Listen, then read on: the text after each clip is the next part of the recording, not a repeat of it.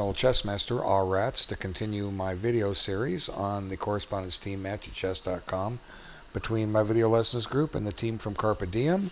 And this was played on board 92, and we have a rating advantage of about high 1700s versus high 1600s. Our man is runner 34-34. And I think White played a reasonable game in Wolf 2000 played a couple reasonable games. He just made some critical blunders at the wrong time. And I think this game is basically staying pretty level until the key moment. Now here, I'm going to just stop and interject. I'm not going to go into one of my long rants. I've been talking about, in a number of these videos about how players are moving their rook pawns up. And this is just a horrible strategy, okay? White isn't planning to put anything on g5, okay? He's definitely not going to put a bishop there, and if his knight gets there, what's it going to do? The answer is nothing. You've just succeeded in weakening your king side, and there's a lot of examples where pushing those rook pawns costs the player that does it. You didn't develop a piece. I've determined it's an internet strategy. People are learning chess on the internet, not by books. They run into knights and bishops that cause annoying pins or follow-up forks on their f7 or c7 squares, and they just push those rook pawns to keep pieces out. Well, it's not a good idea. You won't find any master that writes a chess book that will recommend pushing these rook pawns. So you could have developed a piece there. All right, end of rant. And I got plenty of rants about it on some of these other videos. Look in the news post, the one with the Beatles picture from the album Let It Be. I've talked about in the comments which ones you'll see me ranting about the rook pawns. You guys need to do it if you're playing your rook pawns up. You need to look at those videos. So the game just goes normal. It's one of these slow developing systems. Neither side is really challenging the other side. We only have one bit of tension here, these pawns, and no pieces are. Well, the only piece, I guess you could trade this bishop for this knight, but the pieces aren't opposing each other, so we're not going to see any trades. We don't yet have any opening lines. Both sides are kind of jockeying for position, and they're getting developed, which is important. But let's see how this game progresses. Now we have a move which pretty much forces an imbalance of some kind. Black can't maintain the pawn balance because he'll drop this knight on c7. So how to take back? One idea is to take with the knight and then try to get c5 in, and then this bishop becomes active, although it's being opposed. But I like the way that Black did it. Keep a pawn in the center. It's exerting some influence on the board. And then White plays b4. What he's trying to do here is he's trying to restrain this pawn and keep it backward. Well, it's a backward pawn on the open file, but it's not something that White can really take advantage of now. It's something White might try to take advantage of 20 moves from now. Okay?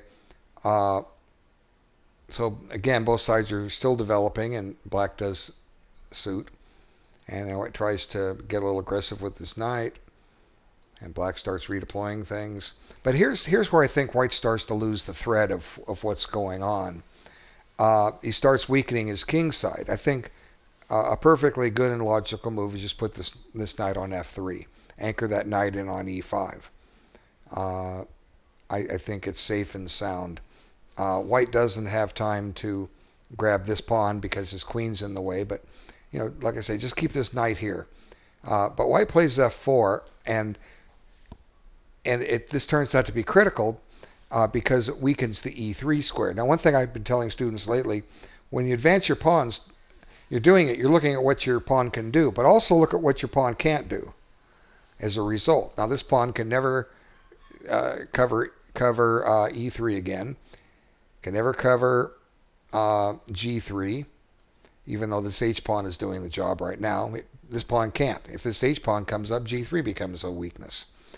This pawn on f4 can't cover e4, and it can't cover g4. Now, those are a little less critical, but e3, that's a square that Black can get to in a hurry here. So Black tries to open up the position a little bit, and white keeps it closed, but suddenly white's getting opposed on e5. Okay, now what does this mean? It means what white should do is put this knight on f3 and maintain the square. That's what it means. But e3 still remains a problem. Okay. Now he brings the pawn to e3. Now what's protecting this pawn? Nothing. It's just kind of hanging there. And now black makes an exchange, and suddenly the weakness of e3 is striking, and white needs to cover that square, but he doesn't do it the right way. I guess he must have rushed his move. I guess he's got to put a rook on e1, one rook or the other, and then we have a game of chess to fight between the two players. But instead, white tries to defend it laterally, and that just fails to knight g5. And now the queen is under attack, and white decided to resign here. I respect him for resigning early. He does in the other game. He doesn't wait to see what will happen. But white's game is clearly going downhill fast. I was just kind of playing with this a little bit. Where are you going to put the queen? Well, you got b3. You got b1. I mean, b1 seems the safest square. But suddenly black's pieces are springing to life. Okay, let's go ahead and take this, and we get a discovery check. That shuts this bishop off. Now the king's got to get out of check. You could play knight e4, I suppose, but the black's going to trade, and this e5 pawn is a target. And if you move the king, you're pretty much going to have to put the knight in here, because suddenly black is threatening a mate. So this is going to have to happen eventually. And here, what's happened? Black has 7 pawns, white has 5. White's down 2 pawns, and he doesn't really have any compensation to show for it. Black has 2 connected passed pawns and will grind out a victory. E4 remains weak. And here, what did this pawn move do for black? It didn't do anything. Okay, so let's take this back. Actually, let's just bring up the next game. It's always interesting when I reload a game, what move will it place it on? It should be placing it on move 1. And it did. Hey, for once it did it. Usually it likes to put it on move 20 or something. And here too, I think black played well to a point, and then the game got out of hand. He just tried too hard to do something. I think that's what he tried in the other game. He tried too hard to mix things up instead of maintaining a balance. And I think black's doing fine here. I don't particularly like taking this pawn. The reason is, a lot of times when black plays a Dutch, this bishop suffers. Now it's got an open diagonal. And this bishop isn't really hanging, but it's sitting out there by itself. White doesn't have anything to support any play on that side of the board. And suddenly black's already got his f-file open. Let's see what happens. And as I think both sides played kind of well. Now, I wouldn't necessarily do this move myself, but it does achieve the immediate aim. We picked up black's dark squared bishop. We've got bishop opposite colors, but that doesn't mean anything now because there's plenty of pieces on the board. But I think white kind of drops the ball here slightly. This is the time to play c4 at some point. It's a natural break, and white doesn't do that. We'll see what he does. He puts the pressure on, but black just defends, and actually what's happening is black's getting ready to do his break, pawn to queen, bishop 4. Okay, and all of a sudden, let's see, gets the king out of the way. Here's white still setting up c4. It's plenty to play, but all of a sudden, bang, black's the one breaking first. So I think the game is relatively dead even. It's anybody's ball game, and now black locks up the queen side. So, well, not the queen side, the center. The center is locked. So the action is going to happen on one of 5 files. Okay, here they are. And now black has, a lot of times like in the King's Indian defense, what happens is white has three open files to, or three files to conduct operations on, and black gets but two. But they consider the game even. Look at my video lesson 002. There's a game example of what I'm speaking of that's highly instructive. Black doesn't follow the thing he's supposed to do, which is attack on the king side. Instead tries to counter what I'm trying to do on the queen side and just gets a bad game. And eventually it falls apart on him. But here, black has an extra file on the king side. So if anything, even though it's not a King's Indian defense, it does follow some of the logic of that. And white's got one less file than he normally does in a King's Indian. Plus, in a King's Indian, black is often saddled with this very bad dark squared bishop on g7. So if anything, I think black has an advantage here. This is black's good piece in a King's Indian defense. And he still has it. So anyway, let's move on. But doesn't mean that black is winning, but I think black is doing quite well here. And a natural move, chase the queen out and start transferring the pieces over to the king side, because that's where black wants to attack. And then here's white doing his queen side play. So it's following some of the strategies we see in a King's Indian. But here I think maybe black misses the ball. Or drops the ball, I guess we say, fumbles. He should be continuing some kind of a plan on the king side. Just let white do what he wants over there on the queen side, okay? If you just misplaced the queen. Ties the rook down, but 9 points, tying down 5 points, doesn't win. And now he shifts another rook over the queen side. This is where white's supposed to play it. Just let him play it, okay? Keep going on the king side, and I think black does could end up winning this game. Okay, there's another rook pawn move, although in this case it kind of makes some sense. You don't want to end up getting backmated if this queen side opens up, because that's where black is now shifting his attention to. Maybe you don't want this knight bothering this bishop, but I guess you could bother it here. So, we'll give him a pass on this time. I don't like rook pawn moves, as I've explained in this video at the earlier stage. And now black is playing on white's side of the board, where white's supposed to be conducting operations. And for what it's worth, black has achieved a outside pass pawn. Okay, so maybe black's okay, but he could have been attacking white's king with the extra files. And now he saves his pawn. And now the position is starting to clarify just a wee bit.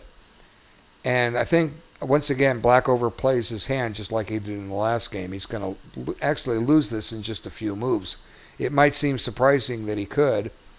But I think the reason he loses is partially because he didn't conduct the king side attack that I was recommending until now. Now he abandons the a pawn and gives it up to now attack the white king, but he's also attacking it with fewer pieces than he had earlier. That's why I think his plan on the queen side wasn't right. But queen b2, and white grabs the pawn, and black grabs this with check. And at this point, what black needs to do is play queen f7. And chances are it'll be a draw, but with opposite colored bishops, with the attacking side's a piece ahead. And white's bishop is actually a little better than black's. That's assuming white trades queen. But queen here will probably be a draw. Probably. Doesn't mean it will. I'm just saying it probably will. Now black's a little tied up here, but I think he can work his way out of it. Let's see. Now let's try to use the white king. Now we need to break the pin. Okay, I'm trying to use this king the best I can. Oh wait, they'll walk into discoveries, although they might not be a problem. Maybe it will be. Bishop check, king up, rook here. Let's see, rook takes. Now is this one of those positions that white can crack in with his king? I don't think so. So you can't trade rooks. That's a draw. So let's put the king on h4. Although, what does it threaten? I'm trying to get the pressure off g7. That's what I'm trying to do. And now if... Oh, we got to be careful. Bishop here. Although, hey, maybe we get somewhere with this. Maybe not. No, this is losing. White's got a little better of it. I'm probably missing a better defense. A better defense for black. But yeah, bishop d6 is an immediate threat. I didn't even see that. King here now. That'll defend against bishop d6, but the bishop is tied down. But how does white take advantage of it? Now this rook is free to run. Maybe it'll come down and pressure some pawns. Maybe. But I think that was black's best hope. And white doesn't have to trade queens, of course, but keep the queens on. But I think black is fine here. With the 3-day time limit, if you take your time, you'll find a defense. But we've seen a lot of people play these games like blitz games. I'm trying to educate you bit by bit. That's one of the reasons for this video series. So what does black do? How does black lose this game in a hurry? Well, I'll show you. Let's see. He gets greedy. He gobbles a pawn. And suddenly, let's first look at it this way. If you're going to queen this pawn, how many moves does it take? You got to get the queen out. 1, 2, 3, 4. Well, white gets 4 moves too. And his first one is a killer. And now there's a major threat on g7. How do you defend something like that? Well, you can't play queen h6. You just hang your queen. The pawn is pinned. If you put your rook up on f7, your back rank falls. So there's only one move. And now comes rook e7, and suddenly black realizes he's in trouble here. The bishop's loose. The queen can't guard it. What do? Well, you just get checkmated. Suddenly, you see, now look. See, here's white with the kingside attack. This was black's turf attack, but it's white doing it. You got to checkmate in any way you want here. Let's see. Let's try this. That forces one legal move here. That forces one legal move here, and I do believe that's checkmate. That's probably the quickest path. There's other ways to do it. It's such a strong position. This threatens queen takes checkmate, right? And if here you got this check, that's checkmate. Maybe that's quicker. But this is the kind of position that black can throw stuff away to thwart the mate. But he's still going to lose. See, you're still going to lose. You still run into the same stuff. So what can I say? I thought both sides played fairly well. They're a little iffy here and there. Hopefully they'll don't take the criticism like you're bad. I think people played well. Just a few things in there to tighten the game up a little bit. And next time you play a similar position like this, you'll know what to do. But it's interesting how a Dutch took on characteristics of a king's Indian, and that was because of the locked pawns. And I've never seen it where before in where white ended up with only 2 files and black ended 3. So logic tells me if this position, let's just look at it again, so we know what we're talking about. At the moment of c4, logic tells me black is better here. And it's not because of the position of these pawns, the fact that black's pawns are advanced. That has nothing to do with it.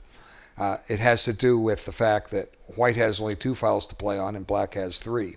So black just went the wrong way on the game.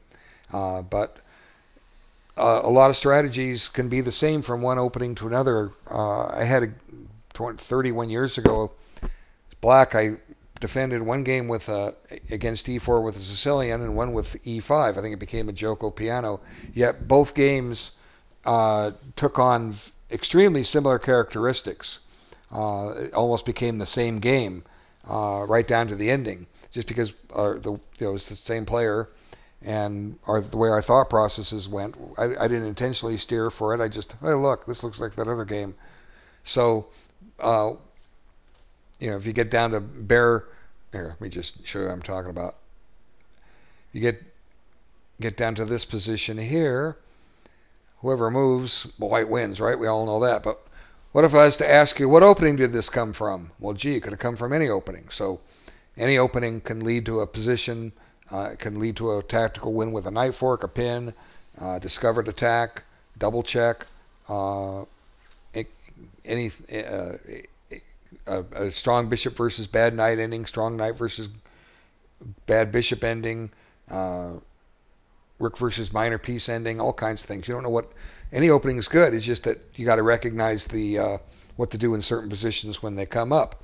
Anyway, I really enjoy making all these videos. This one was fun, and somehow, somewhere, I'm going to get caught up.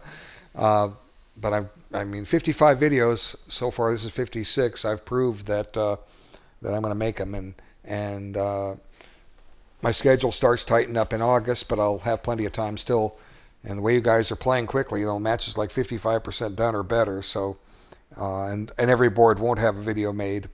I've noticed, we had a number of forfeit losses, and I've seen at least one board with 2 draws, and 2 draws doesn't get a video, because if you win one and lose one, I'll make a video of your win, but not the video of your loss. And 2 draws, it doesn't get you one, and 2 losses or just 1 draw doesn't get you one. So probably, I wonder how many videos we'll end up with. I mean, we're just killing them by 3-1 margin. I don't know how many we'll end up with, but hey, I'm here to help you get better at chess. And I thank you so much for your time.